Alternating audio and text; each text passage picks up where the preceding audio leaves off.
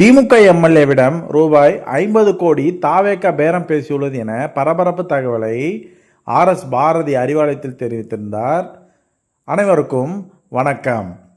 நாகர்கோவில் மற்றும் வேப்பனஹள்ளி திமுக சட்டமன்ற உறுப்பினர்களிடம் தாவேக குதிரை பேரத்தில் ஈடுபட்டதாக பாரதி குற்றம் சாட்டியிருந்தார். திமுக அமைப்பு செயலாளர் பாரதி உள்ளிட்ட திமுக நிர்வாகிகள் இன்று தமிழ்நாடு பொறுப்பு ஆளுநரை லோக்பவனில் சந்தித்து தாவேக அரசு மீதான புகார்களை கொடுத்தனர். இதனைத் தொடர்ந்து செய்தியாளர்களை சந்தித்த பாரதி, ஆளுநர் கொடுத்த பதில் எங்களுக்கு மகிழ்ச்சியை கொடுக்கிறது. திமுக எம்எல்ஏ சீனிவாசனிடம் 50 கோடி தாவேக பேரம் பேசியுள்ளது என பல புகார்கள் தெரிவித்தார். செய்தியாளர்கள் சந்திப்பில் பாரதி கூறியதாவது: அரசுக்கு தொடர்பில்லாத ஜான் ஆரோக்கியசாமி மற்றும் விஷ்ணு ரெட்டி ஆகிய இருவரும் அமைச்சரவை கூட்டம், அரசு உயர்மட்ட கூட்டம் உள்ளிட்டவற்றில் பங்கேற்றுகின்றனர். அது மட்டுமல்லாமல் கூட்டங்களில் முதலமைச்சர் முன்னிலையே அதிகாரிகளுக்கு உத்தரவிடும் கேவலமான நிலை தமிழ்நாட்டில் ஏற்பட்டுள்ளது.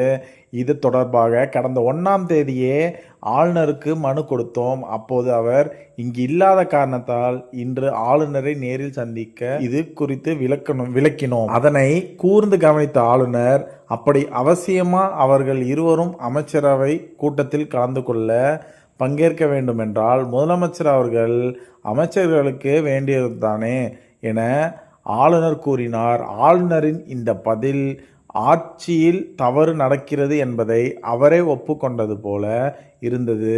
அது எங்களுக்கு மிகுந்த மகிழ்ச்சியை கொடுத்தது. எனவே இது குறித்து ஆளுநர் நடவடிக்கை எடுப்பார் என்றும் நம்பிக்கை வந்துள்ளது.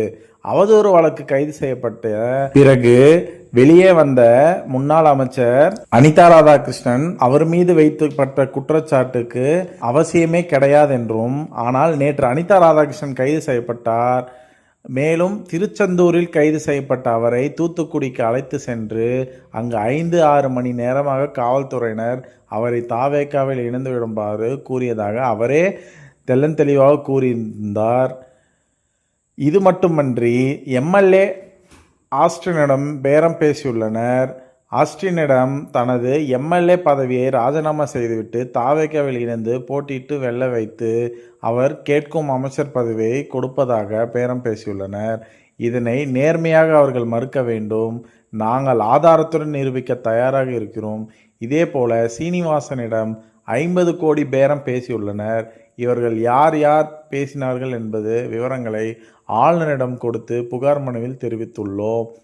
நேற்று தாவேகாவை சேர்ந்த விஜயபாஸ்கர், OS மணியன் தாவேகாவிற்கு வந்துவிட்டால் அமைச்சர் பதவி கொடுப்பதாக பேசியதாக அவரே தெரிவித்திருந்தார். ஆகவே ஆள் பிடிப்பதற்காகவே இந்த ஆட்சி நடைபெற்று கொண்டிருக்கின்றது என்பதை ஆளுநரிடம் தெரிவித்துள்ளோம் என நடவடிக்கை எடுக்க வேண்டுமோ அதனை எடுக்கிறேன் என ஆளுநர் தெரிவித்துள்ளார். குதிரை பேரம் என்பது தமிழ்நாட்டிற்கு தெரியாத ஒன்று என ஆளுநரிடம் தெரிவித்தேன். அதற்கு அவர், ஆமாம், 1952 இருந்து தமிழ்நாட்டில் நடந்த தேர்தலில் இதுபோல நடந்ததே இல்லை. இதன் மூலம் மாநிலத்தின் மரியாதையும் மதிப்பும் கெட்டுவிட்டதுகிறது என ஆளுநர் எங்களிடம் ஆறுதல் தெரிவித்தார் என பாரதி குறிப்பிட்டிருந்தார். மேலும் இது போன்ற காணொலிகளுக்கான எங்கள் யூடியூப் சேனலை சப்ஸ்கிரைப் செய்யவும். நன்றி, வணக்கம்.